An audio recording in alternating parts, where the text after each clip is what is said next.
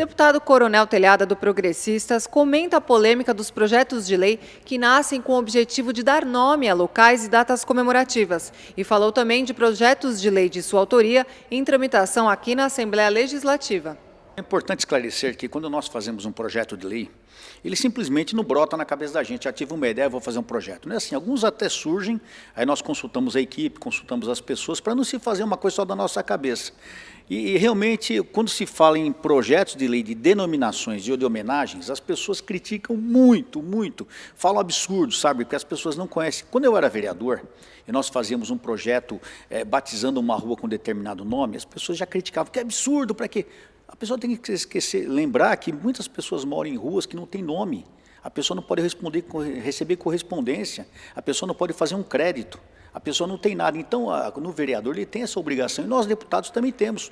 Por exemplo, esse projeto do Heavy Metal, que você falou.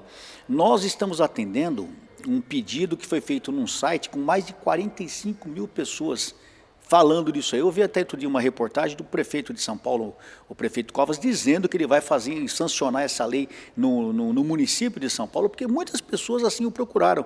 Então, quando a gente faz uma homenagem, não é porque eu quero fazer uma homenagem, é porque aquela pessoa realmente merece, aquele local merece, e existe um grupo interessado. Por exemplo, nós temos uma série de leis que eram homenagens e viraram nomes.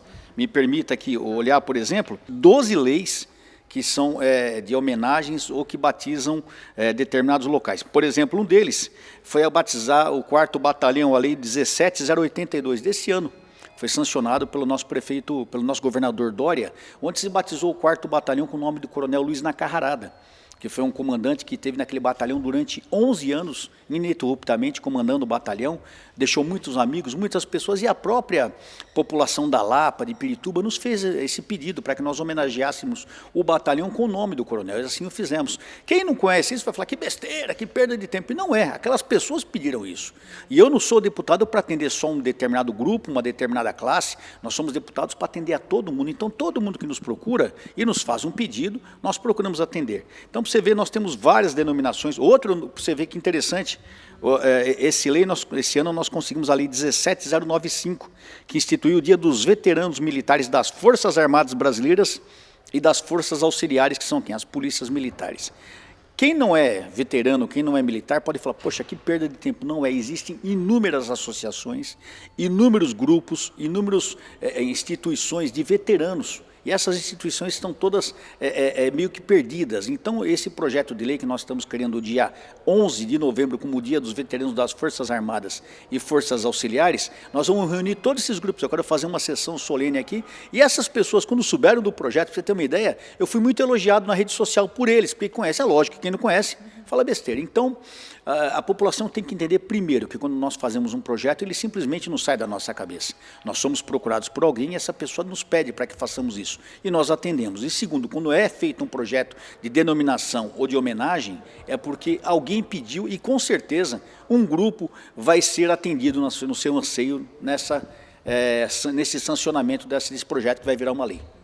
E a tramitação é mais rápida desses projetos aqui na casa, deputado? É outra coisa que é bom fazer, né? Contar para o povo. Quando você faz um projeto de denominação ou de homenagem, esse projeto ele passa pela CCJ, passa por alguma comissão que for necessária, e ele, sendo aprovado, ele já vai para o presidente já dizer que ele deve ser sancionado. Ele não vai para o plenário, ele não é julgado.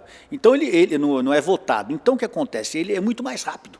Não é aquele projeto que fica brigando nas comissões, que vai para o plenário, volta. Então, são projetos muito mais rápidos de serem votados.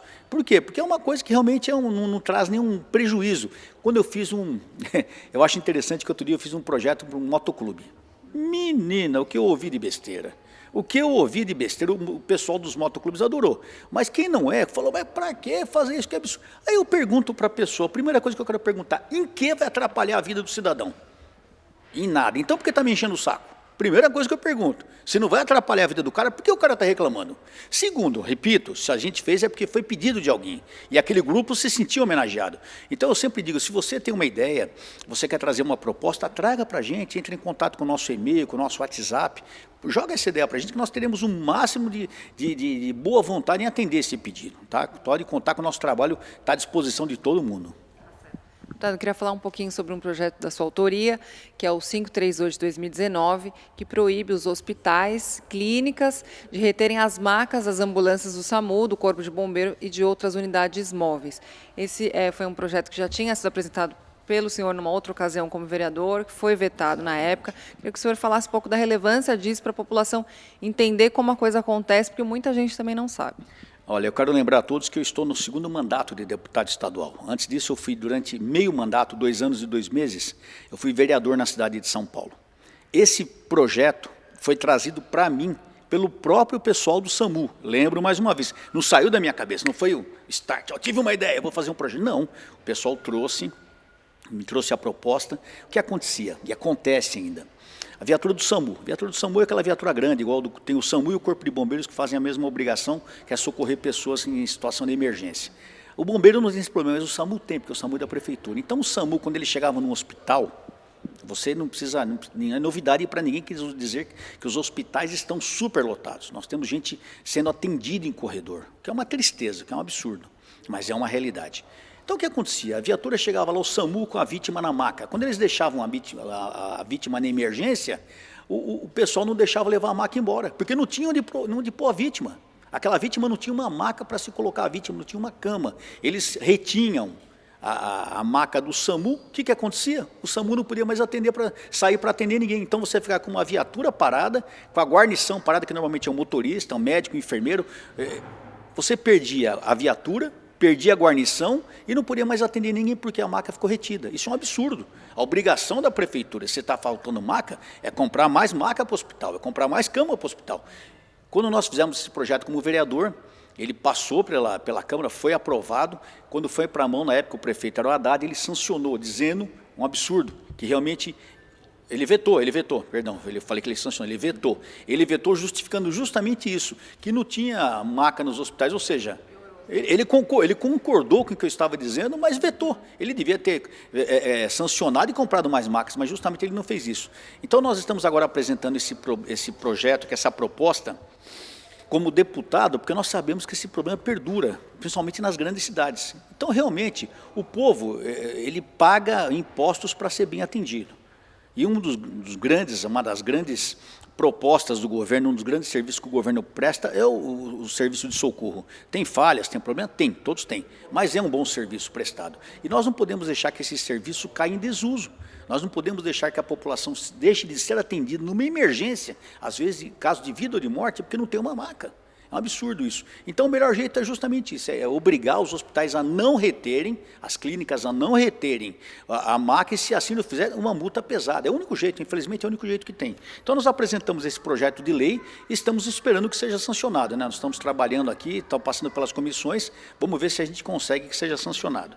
E eu só queria apresentar alguns números, eu acho que é válido a gente apresentar alguns números no programa, porque a turma fala, pô, mas deputado não faz nada, só para vocês terem uma ideia, já desde o nosso primeiro mandato, nós estamos no 2º mandato. Nós temos 24 leis aprovadas em parceria ou coautoria ou isolado. Porque alguns projetos nossos, por exemplo, eu faço um projeto e de repente um deputado vem pedir para mim, pô, posso ser coautor? Sim, por que não? Quanto mais gente tiver, melhor, porque eu acho que é um bom resultado. Então nós temos 24 leis aprovadas, uma resolução e 4 emendas à Constituição. Fora isso, nós temos propostas, 75 projetos de lei. No Brasil, tem um problema muito sério. É medido o trabalho do deputado, se o deputado é bom, se o parlamentar é bom ou não, se ele apresenta projeto de lei. Isso é uma coisa muito ruim, né? Então, o que acontece? Às vezes o cara tem 500 projetos de lei, mas nenhum funcionou, nenhum funciona. E o Brasil é o lugar que tem mais lei, acho que no mundo que tem lei para tudo. Mas nem sempre essas leis são levadas em conta. Então não adianta você ficar apresentando projeto de lei, tem que ser para coisa séria. Então nós temos 75 projetos de lei apresentados, 13 projetos de lei complementar, 5 projetos de resolução, 31 propostas de emenda constitucional, 152 indicações, 143 emendas, mais de 2.300 requerimentos mais de 140 emendas parlamentares. Isso sem dizer do atendimento que nós fazemos diariamente às pessoas, das viagens que nós fazemos para apoio das prefeituras, em locais, do encaminhamento de emendas parlamentares. Então a nossa vida aqui é uma loucura. As pessoas falam, o deputado não faz nada, é só vir passar um dia com a gente aqui para ver que a gente trabalha muito, muito mesmo. E um dos grandes trabalhos é apresentar propostas para que a gente possa fazer com que a população seja melhor assistida. Deputado, o senhor fala algo importante, a questão de, muitas vezes, o parlamentar tem uma quantidade grande, mas um projeto acaba sendo ineficaz. E isso levanta uma bandeira, a questão até da fiscalização, né, deputado? Que muitos projetos são aprovados, as leis estão aí, mas elas não são fiscalizadas de maneira adequada. Como que o senhor enxerga isso? Como resolver essa questão? Esse é um problema muito do Estado, né? Do Estado, que eu falo do Estado, do município, do Executivo.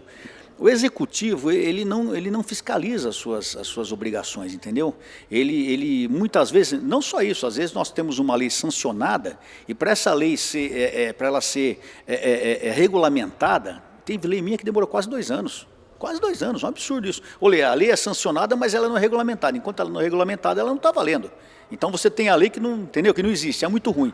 Então, infelizmente, o Estado tem essa falha, uma falha de fiscalização, uma falha de fazer as coisas acontecerem, tudo é muito embotado.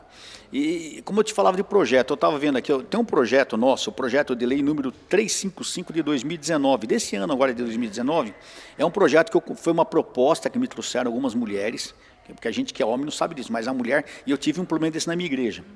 Só para vocês terem uma ideia, obriga as redes pública e privada de saúde, ou seja, todos, né, envolvidos na saúde, a oferecerem leito ou ala separada para as mães de natimorto e ou mães com óbito fetal. O que acontece?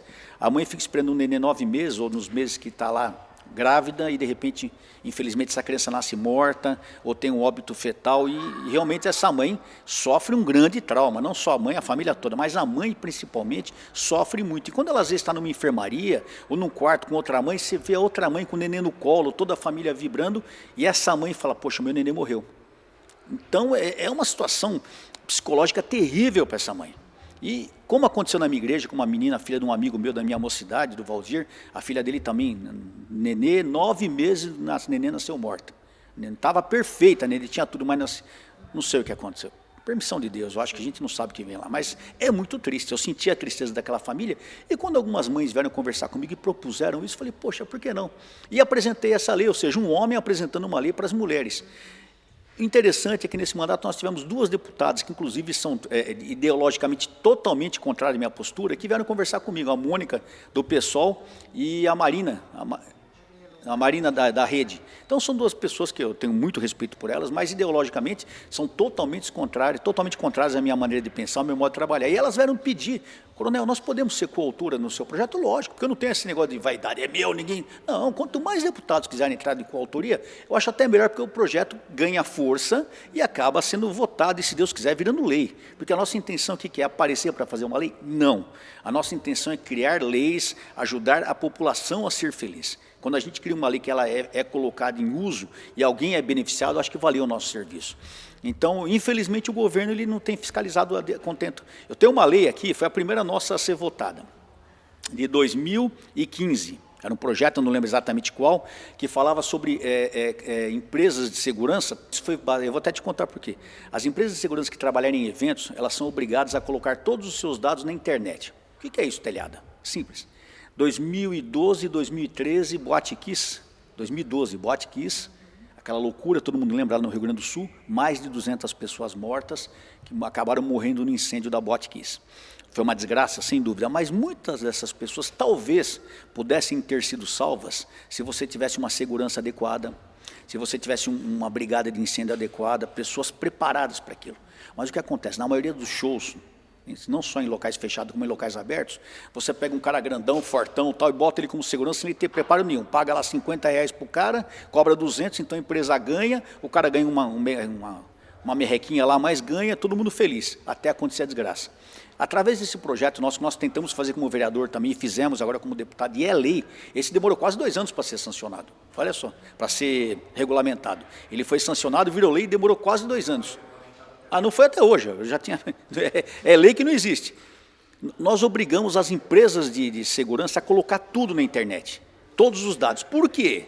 Porque quando eu for ver que a empresa está trabalhando, eu vou ver que ela é regulamentada, vou ver que ela tem todos os documentos adequados, que ela tem todos os treinamentos, que se Deus o livre acontecer um incêndio, acontecer um problema de segurança, aquela pessoa que está lá trabalhando, ela tem condições de salvar a vida das pessoas. Mas eu só vou saber se eu tiver fiscalização, ou seja, eu não consigo nem ter fiscalização porque a lei ainda não foi regulamentada, e a lei de 2015, 2016. Absurdo, né? Muito complicado isso. Existe essa morosidade, né, deputado? Assim, as coisas são muito lentas, esse é um problema.